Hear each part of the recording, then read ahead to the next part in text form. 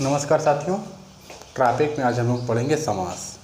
इसके पहले वाले में हम समास पर एक वीडियो डाल चुके हैं पार्ट 1 करके, जिसमें समास किसे कहते हैं, समास के कितने भेद हैं, उसका कुछ भाग बचा हुआ था जो हम पार्ट 2 करके बना रहे हैं। तो थोड़ा सा पीछे वाला हम लोग रिवीजन करेंगे। समास क्या है? समास का शाब्दिक अर्थ संक्षिप्ति होता है। संक्षिप्ति, समास का शाब्दिक अर्थ संक्षिप्ति यानी समास संक्षेप छोटे करने की एक विधि या प्रक्रिया है। समास के भेद 6 होते हैं। भेद 6 भेद में हम लोग पढ़े थे पार्ट 1 करके। अव्ययी भाव समास, द्विगु समास, द्वंद्व समास, बहुब्रीहि समास। एक आपका रह गया था तत्पुरुष समास और कर्मधारय समास। देखिए, समास का शाब्दिक अर्थ संक्षिप्ति, भेद 6 होते हैं। अव्ययी भाव समास ये लोग हम पढ़ चुके हैं पार्ट 1 में। द्विगु समास पार्ट 1 में, द्वंद्व समास भी पार्ट 1 में और बहुब्रीहि समास पार्ट 1 में। आज हम लोग तत्पुरुष समास और कर्मधारय समास पढ़ लेंगे, पूरा समास क्लियर हो जाएगा। तो देखिए, इसको जिसको देखना पार्ट 1 करके वीडियो डाल दिया गया उसको देख लीजिए। हम लोग तत्पुरुष समास से स्टार्ट कर रहे हैं। तो देखिए, तत्पुरुष समास में क्या कहा गया है कि पूर्व पद गौण रहे और उत्तर पद प्रधान हो। पूर्व पद गौण और उत्तर पद प्रधान। पूर्व पद गौण रहे और उत्तर पद प्रधान होता है तो उसे हम बोलते हैं तत्पुरुष समास। अब तत्पुरुष समास जो है, इसको कारक चिन्ह के अनुसार, कारक चिन्ह के अनुसार 6 भागों में बांटा गया है। अब इसके 6 भाग कौन कौन है हम लोग देखेंगे यहाँ पर। कारक चिन्ह के अनुसार इसे 6 भागों में बांटा गया है। अब कारक चिन्ह का मतलब ये हो गया कि कारक है जिसे हम इधर देखिए, कारक आपको लिख लिए हैं। कर्ता ने कर्म को करण से जान, संप्रदान को के लिए अपादान से मान, काके की संबंध में पर अधिकरण समान, संबोधन हे हो हे अरे कारक की पहचान। तो हम इधर पहले से लिख दिए थे ताकि आपका समय बचे। तो जो तत्पुरुष समास है ये हम क्या करेंगे, आपको कारक चिन्ह के हिसाब से इसको 6 भागों में बांटा गया है। अब वो 6 भाग कौन कौन है तो देखिए, कर्म तत्पुरुष समास हम यहाँ लिख दे रहे हैं। कर्म तत्पुरुष समास, दूसरा है करण तत्पुरुष समास, तीसरा रहेगा संप्रदान तत्पुरुष समास, चौथा रहेगा अपादान तत्पुरुष समास, पांचवा रहेगा संबंध तत्पुरुष समास और छठवां रहेगा अधिकरण तत्पुरुष समास। यानी यह जो तत्पुरुष समास है इसे कारक चिन्ह के अनुसार इसे हम लोग 6 भागों में बांटेंगे। तत्पुरुष समास किसे कहते हैं? जिसमें पूर्व पद गौण रहे और उत्तर पद प्रधान हो।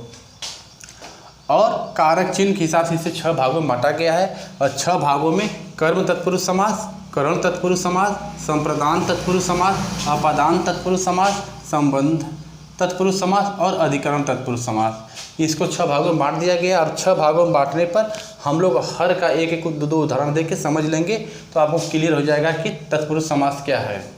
यहाँ तक बात समझ में आ रही होगी। अगर यहाँ तक बात समझ में आ रही है तो आइए उदाहरण से हम लोग समझें कि कर्म तत्पुरुष समास क्या है।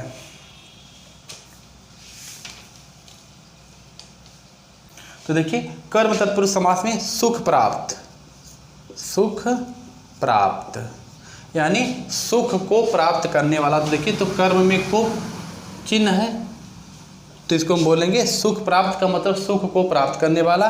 तो यह तत्पुरुष समास तो है, लेकिन तत्पुरुष समास के अंदर अगर पूछेगा तो इसमें हो जाएगा यह है कर्म तत्पुरुष समास। दूसरा इसका उदाहरण ले लीजिए, चिड़िया मार। चिड़िया मार यानी चिड़िया को मारने वाला। अगला उदाहरण इसका आप रख सकते हैं स्वर्ग प्राप्त। स्वर्ग प्राप्त यानी स्वर्ग को प्राप्त करने वाला। तो जहाँ पर कारक चिन्ह को आ रहा है तो उसे हम कहेंगे यह है कर्म तत्पुरुष समास। तो हमको लग रहा है कर्म तत्पुरुष समास आपको समझ में आ गया होगा। अब करण तत्पुरुष समास, करण तत्पुरुष समास में से मतलब रहेगा। ठीक, तो अब करण तत्पुरुष समास का हम लोग उदाहरण देख ले रहे हैं।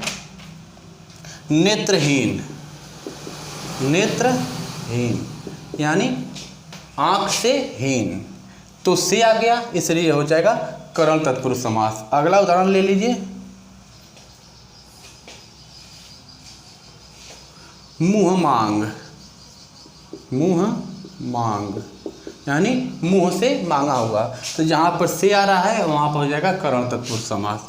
अब संप्रदान, संप्रदान में देखिए को के लिए होना चाहिए, तो को के लिए अगर आएगा तो हो जाएगा संप्रदान तत्पुरुष समास। इसका उदाहरण आप ले लीजिए, शिवार्पण, शिवार्पण मतलब शिव के लिए अर्पण, तो के लिए है इसलिए हो जाएगा यह संप्रदान तत्पुरुष समास। अगला पॉइंट आप रख सकते हैं इसका, रसोई घर, रसोई घर यानी रसोई के लिए घर, तो देखिए के है यहाँ पर इसलिए इसको हम बोलेंगे संप्रदान तत्पुरुष समास। अपादान तत्पुरुष समास में ले लीजिए, अपादान में क्या होना चाहिए, से होगा, तो अपादान तत्पुरुष समास का उदाहरण हम आपको दे रहे हैं। देश निर्वासित, देश निर्वासित यानी देश से निकाला गया, तो देश निर्वासित से आ गया इसलिए हो जाएगा अपादान तत्पुरुष समास। इसका अगला उदाहरण आप ले लीजिए, पथभ्रष्ट, पथभ्रष्ट यानी पथ से, रास्ते से भटका हुआ, तो जब से आ जा रहा है तो यहाँ पर हो जाएगा अपादान तत्पुरुष समास। अब संबंध वाला हम लोग देख ले रहे हैं, संबंध में क्या होना चाहिए,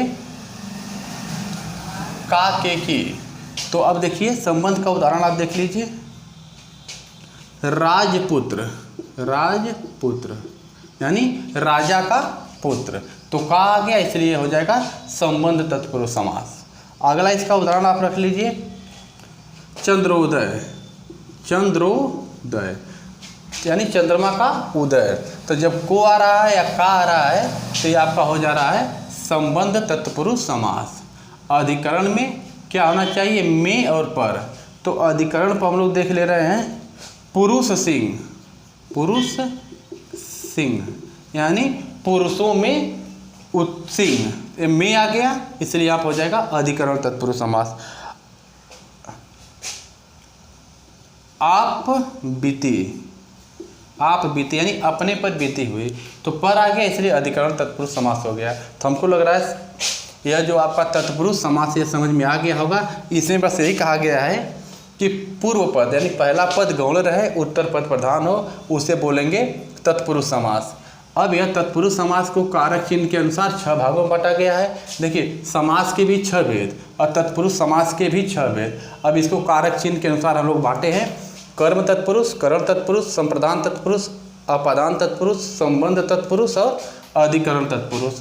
तो हमको लग रहा है ये समझ में आ गया होगा। अब बच गया कर्मधारय समास। हम लोग कर्मधारय समास को देख ले रहे हैं। स्क्रीनशॉट लेना तो इसका ले लीजिए।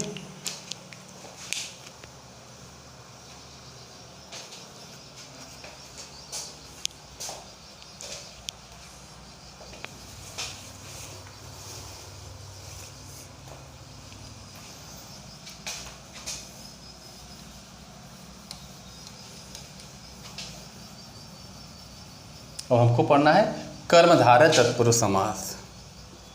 कर्मधारय, कर्मधारय तत्पुरुष समास, इसकी क्या पहचान है? इसमें दोनों पद प्रधान होते हैं, दोनों पद प्रधान, इसमें दोनों पद प्रधान होते हैं। इसके 2 भेद होते हैं, 2 भेद, इसके 2 भेद होते हैं। अब इसके 2 भेद कौन कौन से हम लोग इधर देख ले रहे हैं। एक है विशेषतावाचक, विशेषतावाचक,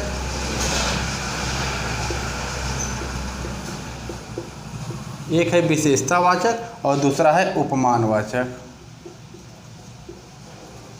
विशेषतावाचक और उपमानवाचक। कर्मधारय समास के लिए क्या महत्वपूर्ण है कि इसके दोनों पद प्रधान होते हैं। इसके 2 भेद हैं, एक विशेषतावाचक है, एक उपमानवाचक है। विशेषतावाचक क्या उदाहरण से हम लोग इधर समझ ले रहे हैं, उपमानवाचक क्या उदाहरण से हम लोग इधर समझ लेंगे। अब देखिए विशेषतावाचक में आप उदाहरण ले लीजिए, महाकवि, महाकवि। देखिए महाशब्द भी प्रधान है और कवि भी प्रधान है, दोनों में है, इसलिए इसमें दोनों पद प्रधान हैं। अब महाकवि यह विशेषतावाचक आपका कर्मधारय समास हो गया। अगला पॉइंट इसका उदाहरण आप रख लीजिए, महाऔषधि, महाऔषधि महादेव, यानी जिसमें दोनों पद, देखिए महा और कवि, महाऔषधि महादेव दोनों पद प्रधान हो रहे हैं, इसलिए इसको हम बोलेंगे कर्मधारय समास। हाँ, यह कहीं ना कहीं विशेषता दिखा रहा है, इसलिए इसको बोलेंगे विशेषतावाचक कर्मधारय समास। अब आ जाइए उपमानवाचक कर्मधारय समास को। उपमानवाचक कर्मधारय समास के लिए आपको देखना है चंद्रमुख। चंद्रमुख, उपमान मतलब तुलना हो रही है, चंद्रमा जैसा मुख, तो इसे बोलेंगे क्या, देखिए चंद्र भी महान है, मुख भी है, दोनों पद प्रधान हो रहे हैं, लेकिन क्या है, उपमान, तुलना की रही, यहाँ पर उपमान, उपमान मतलब तुलना की जा रही है, इसलिए यहाँ पर हो जा रहा है चंद्रमुख। कौन सा, तो कर्मधारय समास तो यह है, लेकिन उपमानवाचक कर्मधारय समास है। इसका अगला उदाहरण ले लीजिए आप। अगला उदाहरण इसका रहेगा मृगनयन। मृगनयन यानी हिरण के जैसे आँख, तुलना हो रही है, मृग भी महान और नयन भी है, इसलिए दोनों पद प्रधान हैं, तो हमको लग रहा है कि कर्मधारय समास भी आपको समझ में आ गया होगा। देखिए हम लोग समास पढ़े हैं, समास का शाब्दिक अर्थ होता है संक्षिप्ति, इसके 6 भेद होते हैं, अव्ययी भाव समास, दीर्घु समास, द्वंद्व समास, बहुब्रीहि समास, तत्पुरुष समास, कर्मधारय समास। तो ये 4 जो हैं, अव्ययी भाव समास, दीर्घु, द्वंद्व और बहुब्रीहि, इसको हम पार्ट 1 करके डाले हैं। पार्ट 2 में हम लोग समझें तत्पुरुष समास और कर्मधारय समास। तत्पुरुष समास की विशेषता क्या है कि पहला पद गौण रहता है, उत्तर पद प्रधान होता है, कारक चिन्ह के अनुसार इसे 6 भागों में बांटा गया है, 6 भाग में हम आपको इसको समझा दिए हैं। इधर कर्मधारय समास है, इसमें दोनों पद प्रधान होते हैं, दोनों के 2 भेद है इसके, एक विशेषतावाचक एक उपमानवाचक। तो जहाँ विशेषता दिखाई दे वह विशेषतावाचक कर्मधारय है, जहाँ तुलना दिखाई दे वह उपमानवाचक कर्मधारय है। तो हमको लग रहा है समास आपको समझ में आ गया होगा। आगे मिलेंगे दूसरे वीडियो के साथ, तब तक के लिए धन्यवाद।